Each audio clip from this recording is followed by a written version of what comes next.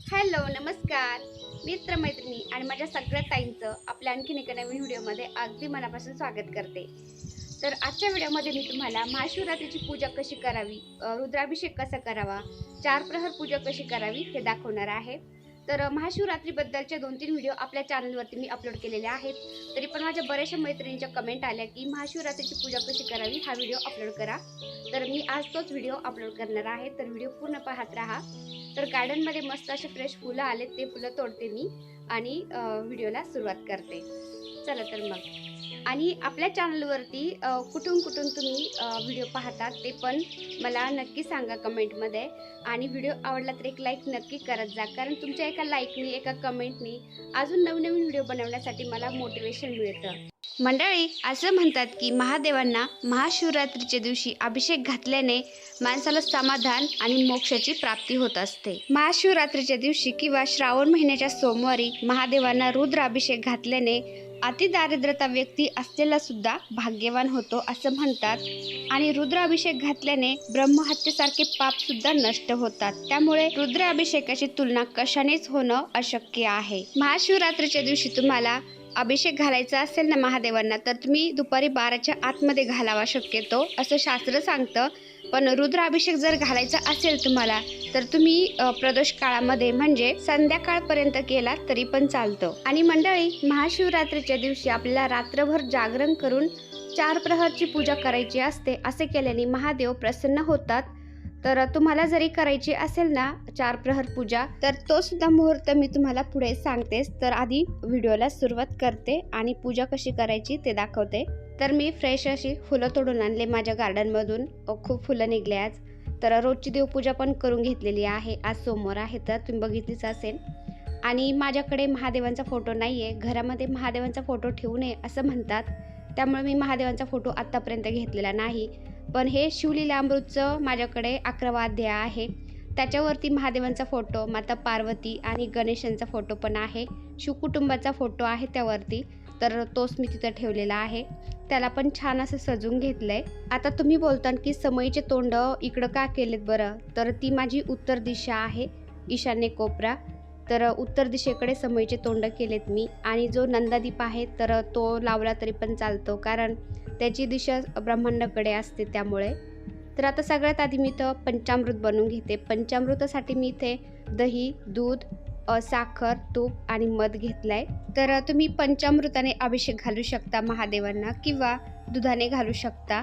आपले महादेव तर भोले भंडारी आहेत, त्यांचं नावच भोळा शंकर आहे। त्यांना आपण पाण्याचा एक लोटा जरी घातला ना तरी ते खूप खुश होत असतात। तर अभिषेक घालण्यासाठी मी तर पंचामृत तयार करून घेतला। आता महादेवांची पूजा करायची म्हटलं ना, आपण खाली पांढरा कपडाच घ्यावा किंवा पिवळा घेतला तरी पण चालतो।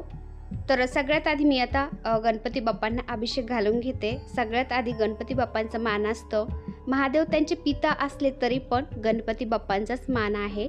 तर त्यांना आधी मी पाण्याने अभिषेक घातला। ओम गण गणपते नमः, ओम गण गणपते नमः असं म्हणत आपल्याला अभिषेक घालायचा आहे।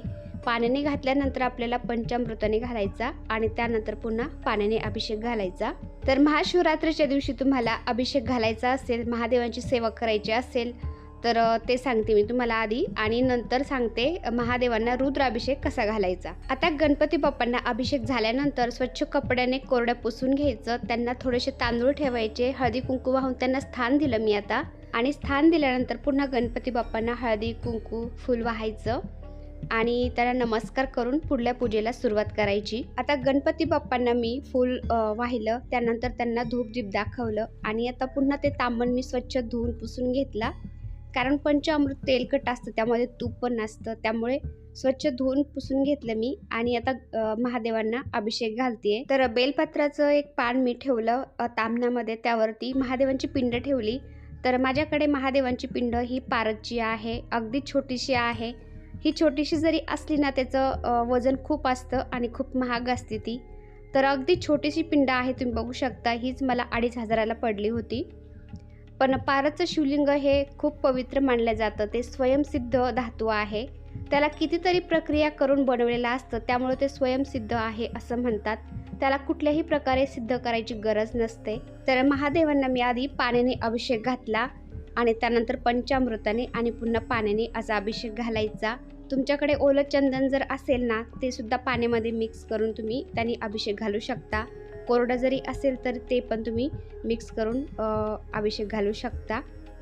तर इथं मी आता पंचामृताने अभिषेक घालतीये। तर अजून एक महत्त्वाची गोष्ट सांगते मी तुम्हाला। इथं महादेवांना आपण पंचामृत बनवतो ना अभिषेक घालण्यासाठी, त्या पंचामृतामध्ये आपल्याला तुळशीपत्र अजिबात घालायचं नाही।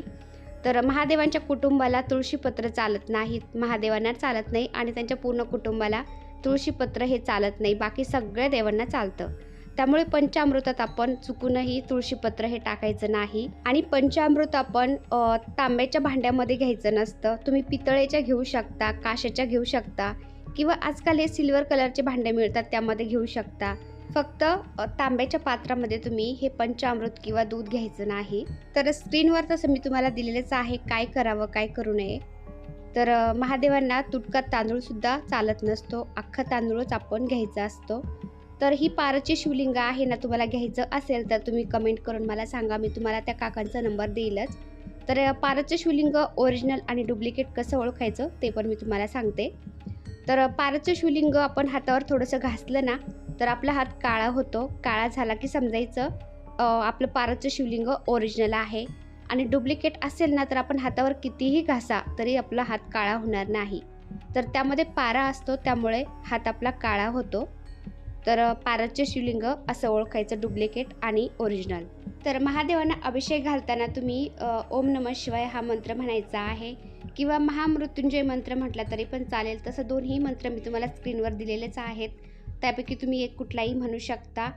आणि त्यानंतर महादेवांना अभिषेक झाल्यानंतर तुम्हाला 108 बेलपत्र जर मिळाली तर 108 बेलपत्र वाहताना आपल्याला अष्टोत्तर नामावली म्हणायची आहे। अष्टोत्तर नामावली म्हणजे महादेवांची 108 नावं आहेत, तर ते म्हणत आपल्याला हे 108 बेलपत्र वाहायचे आहेत।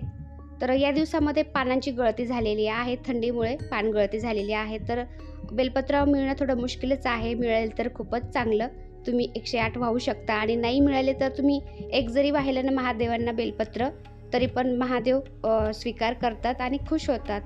तर नित्यसेवेच्या पुस्तकामध्ये तुम्हाला सगळे मंत्र स्तोत्र हे मिळून जातील। आणि तुमच्याकडे नित्यसेवेचं पुस्तक नसेलच ना, तुम्ही यूट्यूबला सर्च करा, अष्टोत्तर नामावली तुम्हाला मिळून जाईल, तेही तुम्ही म्हणू शकता।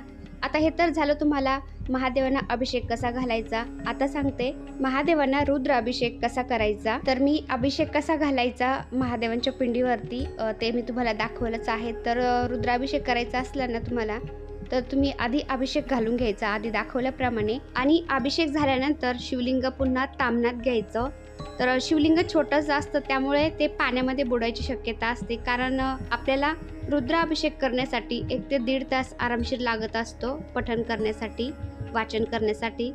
तर त्यामुळे आपण पिंडीखाली अशी छोटीशी वाटी घ्यायची, वाटीमध्ये फूल ठेवायचं, फूल घालून वाटी पालथी घालायची आणि त्यावरती पिंड ठेवायची, किंवा तुम्ही एखादा छोटासा पाट असेल तर तोही घेऊ शकता, म्हणजे पाण्यामध्ये पिंड बुडणार नाही आणि त्यावरती व्यवस्थित असा अभिषेक होत राहील। तर माझं शिवलिंग एकदम छोटंसं आहे, पारचं आहे, त्यामुळे तर मी असं वाटीवरती ठेवलंय, म्हणजे त्यावरती असं अभिषेक होत राहील। आणि आपल्याला रुद्राभिषेक करायचं म्हटलं ना तर ही गळती लागत असते। तुम्हाला भांड्याच्या दुकानामध्ये किंवा पूजेचं साहित्य मिळतं, तिथं तुम्हाला ही गळती मिळून जाईल, तर ही नक्की आणायची। कारण काय होतं ना, आपल्याला रुद्राभिषेक करायच्या वेळेस वाचन करावं लागतं आणि आपण पडीने जर अभिषेक घालत राहिलो पाण्याने तर आपलं वाचनाकडे व्यवस्थित लक्ष लागत नाही, त्यामुळे आपल्याला ही गळती लागतेच। त्यामुळे गळती नक्की आणायची, अशी ठेवून द्यायची आणि आपलं रुद्राभिषेक करायचा आहे, आपलं वाचन करायचं ते आपण करत राहायचं। तर 1 ते 1.5 तासामध्ये वाचन सगळं होऊन जातं। आता रुद्राभिषेकसाठी तुम्हाला काय काय वाचन करायचं आहे, कोणत्या सेवा करायच्या आहेत ते पण सांगते मी तुम्हाला। तर आपण कधी पण स्वामी स्तवनाने सुरुवात करायची, त्यानंतर तुम्ही गणपती अथर्व शीर्ष 1 वेळा म्हणायचा आहे, शिवमहिम स्तोत्र 1 वेळा, त्यानंतर रामरक्षा स्तोत्र 1 वेळा पूर्ण म्हणा किंवा 1 ते 9 पर्यंत श्लोक म्हटले तरी पण चालेल। रुद्र अध्याय पूर्ण म्हणायचा आहे, त्यानंतर तुम्ही ते चमक नमक सहित सगळं वाचायचं आहे। शिव गायत्री मंत्र 11 वेळा, महामृत्युंजय मंत्र 11 वेळा, अमृत संजीवनी मंत्र 11 वेळा, कालभैरवाष्टक 1 वेळा आणि शिव अष्टक नामावली तुम्हाला 1 वेळा म्हणायची आहे। तर रुद्राभिषेकाला आपल्याला काय काय म्हणायचं आहे, काय सेवा करायच्या आहे, ते सगळं नित्यसेवेच्या पुस्तकामध्ये आहे. आणि तुमच्याकडे नित्यसेवेचं पुस्तक जर नसेल ना, तर तुम्ही यूट्यूबला सर्च करा. गुरुपीठ हे यूट्यूब चॅनल आहे, त्यावरती तुम्हाला सगळं मिळून जाईल. आता हे पहा, मी तुम्हाला अभिषेक कसा करायचा, रुद्राभिषेक कसा घालायचा ते तुम्हाला मी सांगितलं. आता तुम्हाला अष्टनामावली म्हणताना बेलपत्र व्हायचे आहेत, 108 बेलपत्र. तर तुमच्याकडे बेलपत्र नसतील 108, तर काय करायचं ते पण सांगते मी तुम्हाला. तर आधी मी भस्म लावून घेते महादेवांना. तर आपण महादेवांना भस्म 3 बोटं का लावत असतो, तर ब्रह्मा, विष्णू आणि महेश यांचं प्रतीक म्हणून 3 बोटं आपण भस्माचे महादेवांना लावत असतो. तर भस्माची अशी गोळी मिळते किंवा पावडर मिळते, तुम्ही महादेवांना लावू शकता. तर भस्म लावू शकता, चंदन लावू शकता किंवा अष्टगंधसुद्धा लावू शकता. तर महादेवांना बेलपत्र हे असं व्हायचं असतं. देठ आहे ना महादेवांकडे झाला पाहिजे आणि पानं आपल्याकडे झाले पाहिजे. आता झाडांची पानगळती झालेली आहे, झाडांना पानं कमीच आहेत, त्यामुळे तुम्हाला जर बेलपत्र मिळाले नाही तर आपण हे असं करायचं, तुम्ही बघू शकता. बेलपत्र आपल्याकडे 1-2 असतील तेच आपण बेलपत्र महादेवांच्या पिंडीवरती ठेवायचं. महादेवांचं एक नाव घ्यायचं, जसं की ओम नमः शिवाय, ओम महेश्वराय नमः, ओम शंभवे नमः, असं म्हणत आपल्याला तेच पान आपल्याला महादेवांच्या पिंडीवर ठेवायचं, पुन्हा काढायचं, पुन्हा ठेवायचं, पुन्हा काढायचं, पुन्हा ठेवायचं. फक्त महादेवांच्या पिंडीला पान हे टच झालं पाहिजे, बेलपत्र आहे ते. तर अशा प्रकारे आपल्याला 108 वेळा करायचं आहे. बेलपत्र आपण एकच असेल तेही आपण 108 वेळा वाहिलं तरी पण चालतं. किंवा तुम्हाला नाहीच मिळाले तर तुम्ही महादेवाच्या मंदिरामध्ये गेले ना, तर लोकांनी जे वाहिलेले असतील ना बेलपत्र, ते घ्यायचे, स्वच्छ पाण्याने धुवायचे आणि पुन्हा तेच वाहिले आपण महादेवांच्या पिंडीवर तरी पण चालतं. बेलपत्र हे कधीही शिळं होत नाही असं मानलं जातं. तुळशीपत्रसुद्धा 5 दिवस शिळं होत नाही, तुम्ही तोडून ठेवू शकता आणि ते वाहू शकता. तर महादेवांची इथं मी पूजा करून घेतली. धोत्र्याचं फळ वाहिलं आणि धोत्र्याचं फूल पण वाहिलं आहे. तुम्हाला मिळालं तर तुम्ही वाहा. आणि असं बोललं जातं की महादेवांचा या दिवशी विवाह झाला होता माता पार्वती बरोबर. तर काही जाणकार सांगतात महादेवांच्या पिंडीची उत्पत्ती झाली होती या दिवशी, किंवा कोणी बोलतं की सृष्टीची निर्मिती झाली होती या दिवशी. तर असो, त्यामुळे मी काय केलंय, माता पार्वतीला 7 शृंगार पण ठेवलाय, गणपती बाप्पांना विडा पण ठेवलाय. तर प्रसादामध्ये तुम्ही कुठलंही फळ ठेवू शकता, साखर घालून दूध पण ठेवू शकता, खडीसाखर ठेवू शकता. तर अशा प्रकारे आपण प्रसाद म्हणून दाखवायचा आहे. त्यानंतर मी इथं भगवान शंकरांना कापसाचं वस्त्र घालून घेतलं आणि गणपती बाप्पांना पण इथं मी जानवं घालते. तर 7 वेळा गुंडाळायचं आणि ते जानवं घालायचं गणपती बाप्पांना. तर माझा आवाज थोडासा बारीक येत असेल किंवा वेगळा येत असेल, कारण माझा माईक आहे ना खराब झालेला आहे. मी मोबाईलचा माईक आहे ना त्यांनीच रेकॉर्ड करते, तर प्लीज समजून घ्या. तर बेलपत्र मी आणायला लावले होते मुलाला, तुम्ही बघू शकता. थंडीमध्ये असे पानं झालेले असतात, खराब झालेले असतात, त्यांच्यावर चिकटा पडलेला असतो किंवा पानगळती झालेली असते. बेलाच्या पानाला अजिबात व्यवस्थित असे नवीन पानं नाही आहेत. त्यामुळे मी काय केलं, 2-3 पानं व्यवस्थित मिळाले मला, बिना तुटलेले चांगले, तेच वाहिलेत मी. तर तुम्हालाही मिळाले तितके तुम्ही वाहा, किंवा नाही मिळाले 1-2 मिळाले तर मी जसं केलं त्या प्रकारे तुम्ही महादेवांना बेलपत्र वाहा तरी पण चालतं.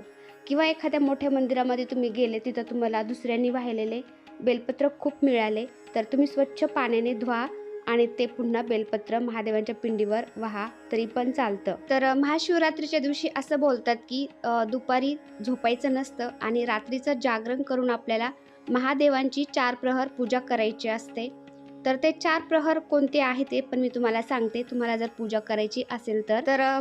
पूजेचा पहिला प्रहर सायंकाळी 6:25 ते रात्री 9:28 दुसरा प्रहर रात्री 9:28 ते मध्यरात्री 12:31 तिसरा प्रहर मध्यरात्री 12:31 ते 3:34 चौथा प्रहर पहाटे 3:34 ते सकाळी 6:37 असेल. या वेळेमध्ये तुम्ही 4 प्रहर पूजा करू शकता. आणि एक सांगायचं राहून गेलं, आपण ना महादेवांच्या वरती ते अभिषेक करतो ना पाण्याचा, त्या पाण्यामध्ये गंगाजल मिक्स नक्की करा.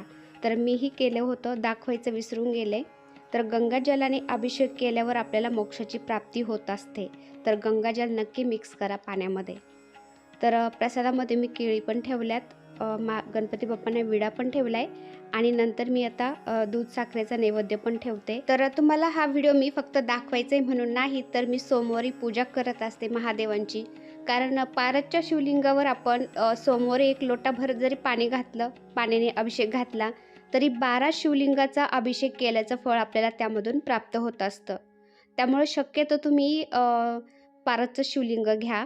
त्याला जास्त काही करायची गरज नसते, त्याला सिद्धसुद्धा करायची गरज नसते, कारण ते स्वयंसिद्ध धातू आहे.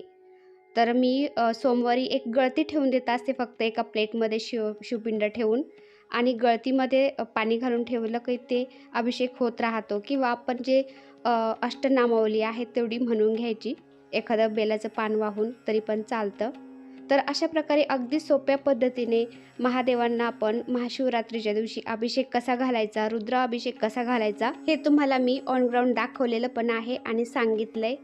तर तुम्हाला हा व्हिडिओ आवडेलच अशी अपेक्षा करते आणि व्हिडिओ इथंच एंड करते. व्हिडिओ आवडला असेल तर एक लाईक करा.